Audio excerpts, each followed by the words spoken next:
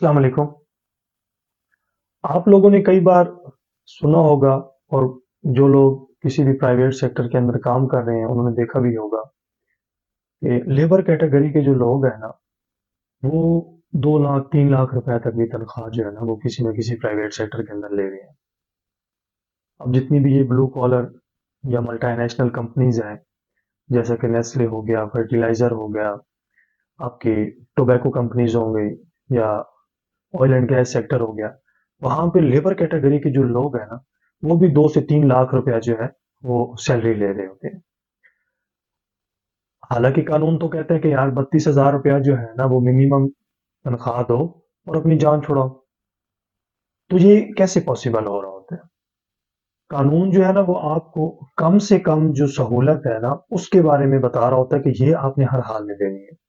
लेकिन अगर आप उससे ज़्यादा अपने एम्प्लॉइज़ को देना चाह रहे हैं, तो कानून जो है ना, वो आपको किसी तरीके से मना नहीं करता, आप दे सकते हैं। अब जितनी भी लेबर कैटेगरी के लोग हैं ना,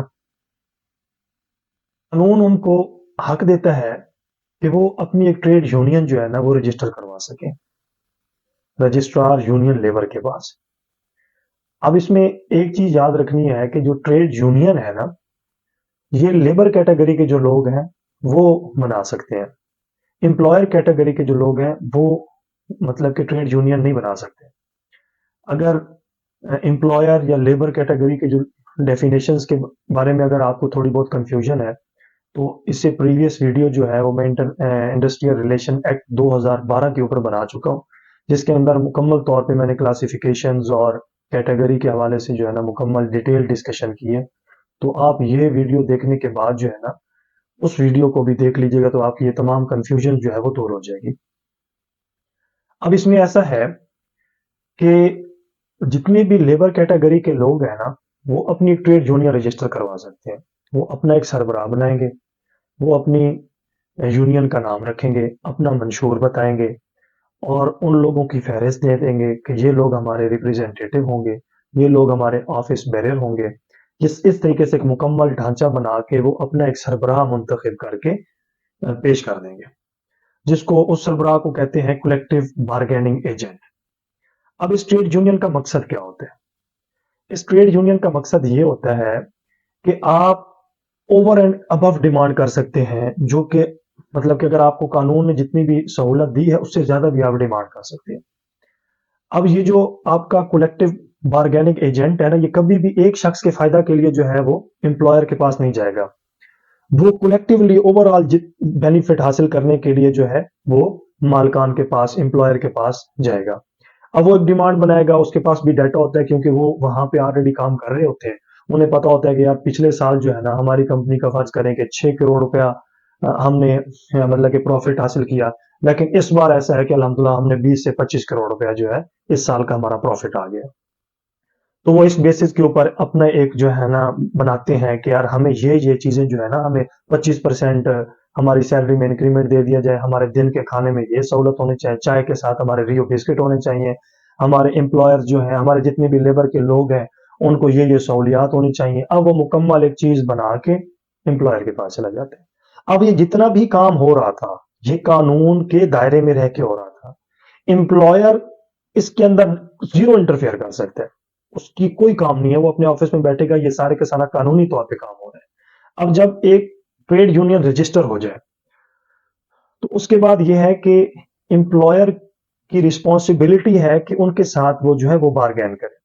अब ये जो है ना, एक कलेक्टिव बार्गेनिंग एजेंट जो है, वो मुकम्मल तौर पे सारे के सारी चीजें लेकर उनके पास जाएगा, उनको सारी डिस्कशन करने के बाद सारी चीज बताएगा कि हम ये चीजें चाहते हैं।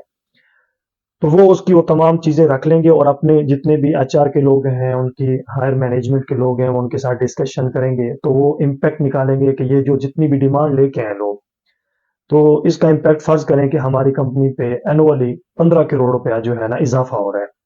तो वो अपने अखराजात भी मेंशन करेंगे, अपनी चीज़ें भी मेंशन करेंगे, अपने फ्यूचर के प्लान भी मेंशन करेंगे कि यार ये चीज़ें जो है ना हमने फ्यूचर में करनी है, ये हमने बजट इसलिए बनाया, ये करके वो ओवरऑल आपके सामने आके उस बार्गेनिंग एजेंट के साथ बैठेंगे और उनके साथ बार्गेन करेंगे। फर्ज करें कि बार्गेनिंग एजेंट जो था, कलेक्टिव बार्गेनिंग एजेंट, उसने 1000 रुपया डिमांड किया था। अब एम्प्लॉयर साइड से जो है ना उन्होंने कहा कि नहीं भाई हम 1000 रुपया तो नहीं दे सकते, हम आपको सिर्फ जो है ना वो 5 रुपए दे सकते हैं। अब ये बार्गेनिंग स्टार्ट रहेगी, तो कोशिश की जाएगी कि यार किसी न किसी जगह पे जो है ना दोनों साइडें जो है ना वो एग्री हो जाए और ये बात जो है इधर ही मतलब कि खत्म हो जाए। अब फर्ज करें कि दोनों साइडों के ऊपर डिस्कशन हुई लेकिन डेडलॉक हो गया। अब इसके दौरान ये है कि अगर डेडलॉक हो गया है तो कंसिलेटर जो है ना वो गवर्नमेंट रिप्रेजेंटेटिव जो है वो बीच में आएगा। तो वो दोनों जानिब से मौकिफ लेगा, एम्प्लॉयर साइड के भी लेगा, लेबर साइड की जो ट्रेड यूनियन है उनकी साइड से भी लेगा। तो वो आप बीच का एक रास्ता निकालेगा कि उन्होंने अब जो कंसिलेटर है, जो गवर्नमेंट रिप्रेजेंटेटिव था, वो फर्ज करें दोनों के मौकिफ सुनने के बाद ये कहेगा कि आप 15 रुपए पे ना एग्री हो जाए दोनों लोग। अब लेबर जो है इस बात के ऊपर एग्री हो गई, लेकिन एम्प्लॉयर ने कहा कि मैं तो 5 रुपए से ऊपर दे नहीं सकता, मतलब कि डेडलॉक बहाल रहा। तो इसके अंदर ये है कि लेबर के जितने भी लोग हैं उनके पास इख्तियार होता है कि अगर डेडलॉक हो गया तो वो सारे के सारे जितनी भी लेबर के लोग हैं वो सारे के सारे स्ट्राइक पे चले जाएंगे, हड़ताल कर देंगे। अब ये है कि वो हड़ताल जारी रहेगी, जैसा कि आपने पहले 80s 90s की मूवीज के अंदर देखा करते थे। अब लोगों के पास उस लेवल की आगाही नहीं है, लोग समझते हैं कि ये गैर कानूनी है और वो मिस यूज भी हुआ करती थी चीजें।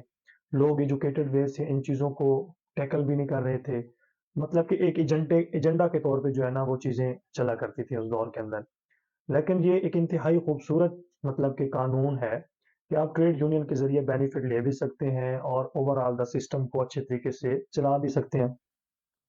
अब आपका डेडलॉक हुआ पड़ा है, आप हड़ताल पे बैठे हैं, मालिक ने कहा है कि भैया आपके पास जितने दिन टाइम है अगर आप आते हैं तो ठीक है, वरना मैं जो है ना अपनी मिल को ही ताला लगाता हूँ और मैं जा रहा हूँ।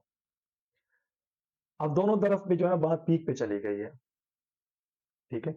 अब वो दोनों मिल के फर्ज करेंगे, अब अगर वो उसके पास कानून उसको ये इजाजत जरूर देता है, अब वो नए बंदे हायर नहीं कर सकता, लेकिन उसके पास एक ऑप्शन ये जरूर है कि वो अपनी फैक्ट्री को ताला लगाए और घर चला जाए। कानून इसकी इजाजत देता है, ठीक है।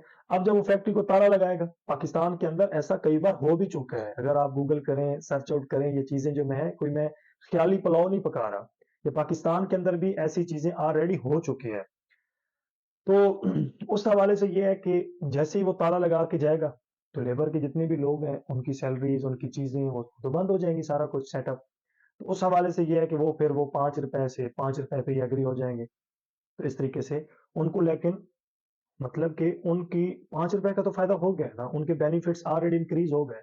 तो इस वजह से जिस टाइम पे आप ट्रेड यूनियन जो है रजिस्टर करवाते हैं तो वो ओवरऑल जो है वो आपकी सिस्टम को भी इंप्रूव कर रही होती है कि अगर बार्गेनिंग के बाद उन लोगों को फायदा हो जाए तो वो लोग और मेहनत करते हैं कि यार पिछली बार अगर 15 करोड़ रुपए मिला था, इजाफा हुआ था हमारी कंपनी को जो फायदा मिला था, तो इस बार हम कोशिश करेंगे 25 करोड़ ले और अगली बार हमें 5 रुपए से 15 रुपए का फायदा हो। तो ओवरऑल जो है ना वो सिस्टम भी बेहतर हो रहा होता है, लोग खुशहाल हो रहे होते हैं, लोगों को बेनिफिट मिल रहे होते हैं, ठीक है। लोग और बेहतर तरीके से जो है ना परफॉर्म करने की कोशिश कर रहे होते हैं।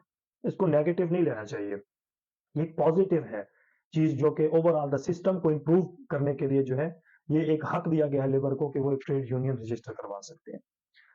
अब ऐसा है कि फर्ज करें कि ट्रेड यूनियन के जो आपने एक सरबराह बनाया तो उसके ऊपर लेबर के लोगों को ही किसी चीज के ऊपर एतराज है। तो इसके अंदर ऐसा है कि अगर कोई एक बंदा अपनी एक और ट्रेड यूनियन रजिस्टर करवा देता है लेबर की, तो भाई एक नहीं, दो नहीं, तीन नहीं, चार नहीं, पांच नहीं, जितनी भी आप लेबर की मतलब के लोग हैं वो अपनी ट्रेड यूनियन रजिस्टर करवा सकते हैं। लेकिन जो कलेक्टिव बार्गेनिंग एजेंट होगा वो एक ही होगा बेसिकली, जो कि आपके एम्प्लॉयर के पास जाके डिस्कस करेगा। उसमें यह है कि फर्ज करें कि आपके पास अपना दो ट्रेड यूनियंस जो है ना वो रजिस्टर्ड हो गई। इसमें ऐसा है कि दो के बाद एक के पास भी लेबर के लोग मौजूद हैं, दूसरे में भी लेबर के लोग मौजूद हैं, उन्होंने दो ट्रेड यूनियन बना ली। अब क्या होगा कि अब इनका इलेक्शन होगा, दो सरबराह जो हैं उनको ओवरऑल सारे के सारे लोग वोट डालेंगे, जिसके वोट ज्यादा निकल आएंगे वही बंदा जो है ना कलेक्टिव बार्गेनिंग एजेंट के तौर पे काम करेगा। वो भी अपने ट्रेड यूनियंस की जितनी भी चीजें होंगी वो लेके उस सीबीए को देगा और ओवरऑल डिस्कशन पहले लेबर वाले करेंगे और फिर वो आगे जाके एम्प्लॉयर के साथ डिस्कस कर लेंगे। अब हम बात करेंगे कि ट्रेड यूनियन कहाँ कहाँ बन सकती है। इंडस्ट्रियल मतलब के रिलेशन सिस्टम के तहत जितनी भी फैक्ट्रीज हैं मिले हैं, प्राइवेट सेक्टर जितने भी ओवरऑल द सिस्टम है, मतलब कि जहाँ पे स्कूल हो गए, कॉलेजेस हो गए प्राइवेट, आपके बैंक हो गए, आपकी वर्कशॉप हो गई, आपकी छोटी-छोटी एस्टेब्लिशमेंट हो गई, आपकी अ, भट्ठा हो गया, वर्कशॉप हो गई, जहाँ-जहाँ भी लेबर के लोग मौजूद हैं और प्राइवेट तौर पे काम कर रहे हैं, वो अपनी ट्रेड यूनियन जो है वो रजिस्टर करवा सकते हैं, ठीक है? तो इस तरीके से वो ओवरऑल द सिस्टम को इम्प्रूव भी कर सकते हैं। अगर उन्हें किसी चीज़ का मसला आ रहा है, तो वो डिस्कस करने के बाद उसको रिज़ॉल्व भी कर सकते हैं। तो इस लिहाज से हमें अपने हुकूक को जानना चाहिए। कम से कम हमें ये पता हो कि यार ये जो चीज़ें हैं, ये सारी की सारी हमारे बेहतरी के लिए बनाई गई हैं। कानून हमें इन चीज़ों की इजाज़त देता है।